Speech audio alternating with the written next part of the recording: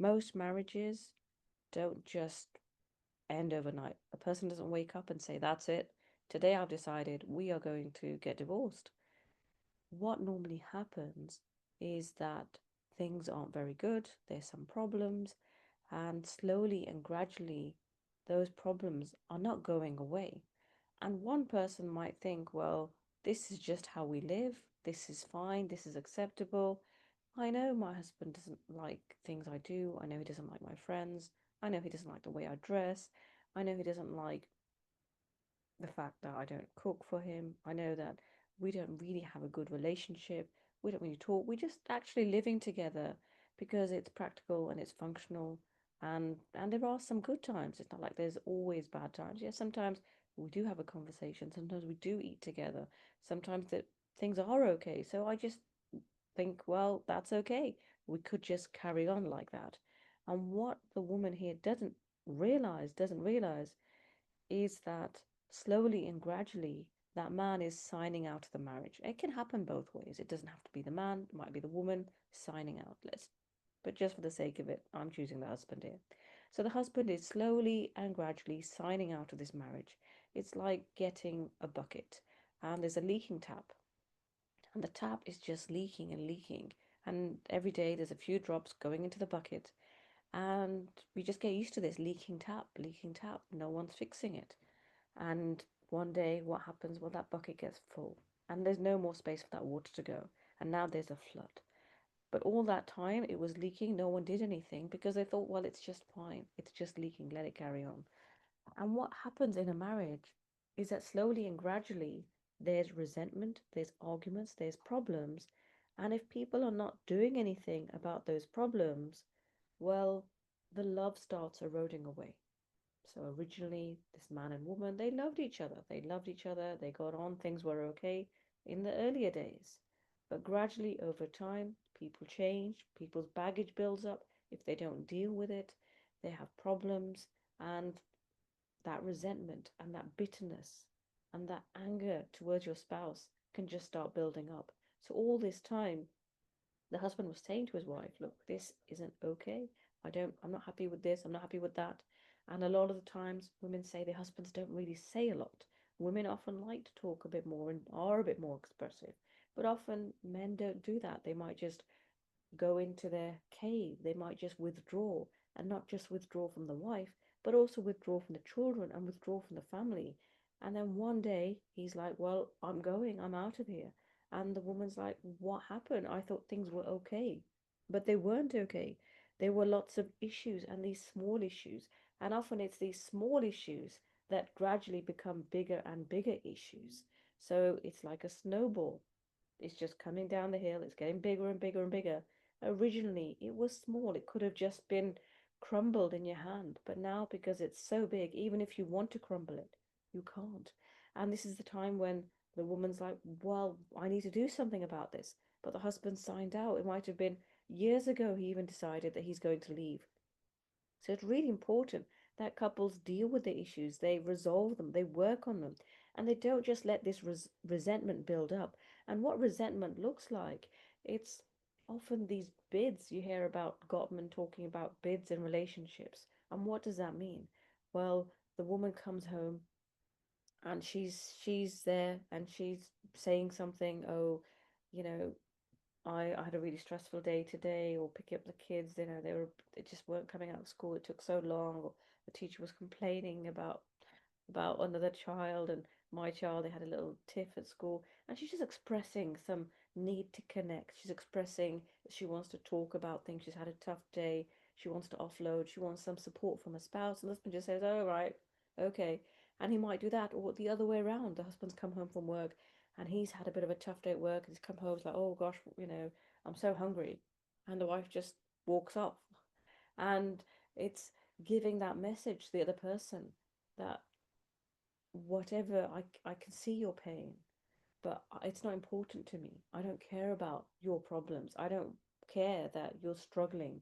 I don't care that you have needs. I am not the one to turn to for your emotional and physical needs. And actually, that's what a marriage is. That's what spouses are there for each other. A husband has certain rights and responsibilities towards his wife, and she has certain rights and responsibilities. So now the husband just gets up, he might make himself a sandwich, he might make himself a drink, and he's feeling, what's he feeling? He's feeling hurt, he's feeling resentment. And that's okay for a day, perhaps, maybe for a week, a month, a year, 5 years, 7 years, 10 years, 20 years. What's that marriage going to look like?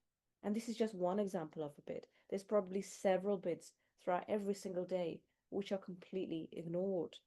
And it might be both ways. I'm not picking on any particular person here. I'm just explaining the issue of bids. The wife's got her own bid, the husband's got his own bids, and these are being ignored by the other person. And the person's starting now to feel really actually hurt and resentful. And they go to work, and everyone's like, "Oh, how are you? And how's everything? And oh, you look really tired. Or I'm going out to the shops. Would you like something? Would you like me to get you a coffee? Would you like me to get you a baguette?" And it's like, "Oh, that woman at work, she was really nice. She was really happy. She was smiling. She was really helpful. She cared." And then he comes home again and like, "Oh, I've had a tough day and oh, I'm hungry," and off the wife walks. And isn't that going to have an impact on the husband? Is it going to make him think, what's going on here? why why am I faced with that response at work and this response at home? And people do, they do make comparisons. I'm not saying they should, but they do. And other couples, you might see them on social media, you might see them on other places, and couples are doing things for each other. They're there for each other, they're helping each other out, they're eating together. One person's cooking, the other person's cooking, they're washing up, they're managing the house, they're looking out for each other. It's a support network. What's the point of being married if you're just going to live like a lodger in a house? And that's how people describe it. Women describe it. I feel like a single mother. What's the point of having him here? The husband feels the same way. Why do I need her in my life? Actually, this is just a burden. This is just causing more problems for me. And I need to start looking for something else. Muslims are not immune to these problems. We're not immune to having issues. We're not immune to our emotions and having needs. Sometimes we think, oh, well, he's religious. He's a practicing Muslim. He's not going to go anywhere. He knows how hated divorce is. And well, everyone's got their limits. Everyone's got their limits. And even if he does put up with it, what kind of spouse are you going to have after all this time? So let's have a think about how we treat our spouse. If they have caused you resentment, think about how you can heal to that and how you can bring something loving, something genuine for the sake of Allah Almighty to this relationship, how you can bring a good character to this marriage. Remember, we don't just think in dunyawi terms. It's not like, oh, he hurt me, so I'm going to hurt him back, and that's okay. We need to rise above that because we are not thinking in worldly terms. We're thinking about the akhirah. We're thinking about Yawm al Qiyamah. Our life is very short here. This person that you're married to, soon enough they'll be gone and you'll be gone and everyone will be gone. But what have you taken from this life into the akhirah? Allah Almighty is watching you. He's watching you and how you respond when your wife comes home and your husband comes home and he's hungry, and your wife comes home and she's had a bit of a tough time or a tough conversation and she's looking for support. Are you here to think, well, I'm working from a place of resentment. I need to get my emotional baggage and my resentment and bring out all my pain and hurt, and that needs to be dealt with first. And once that's all dealt with, then I'll ask my husband what he wants for dinner. Or are you thinking beyond that? Are you able to rise above it? Make excuses for each other. Remember, we're all human. We're all healing. We've all got problems. We've all caused other people some issues. Often we're all work in progress. There's a part of you your husband doesn't like, there's a part of him that you don't like. Work on that. Work on becoming a better person. And in the meantime, focus on building a marriage for the sake of Allah Almighty, a home for the sake of Allah Almighty, bringing up a ground where you can raise your children for Allah Almighty, because children need a loving home. They need a place where they can come home and they can connect with their parents, and they are the concern that their parents have. Because when parents are concerned about their own baggage and they're concerned about the resentment between the spouses, what happens to the children? Well, they go on the back burner, and their problems and their schooling and their needs and their Islamic tarbiyah goes on the back burner. And that's a real problem nowadays, because it actually takes a village to raise a child. And we no longer have that village. The village is the mom and the dad, and the rest of the village is taken up by the internet. And unfortunately, the internet is full of adult content, which we need to protect our children from. And if parents are busy arguing and struggling with their own problems, those children are probably being entertained and being raised and being given tarbiyah and their needs being met quote, met by this online world, which is not suitable for young children without careful supervision and limits and boundaries. So may Allah Almighty protect us.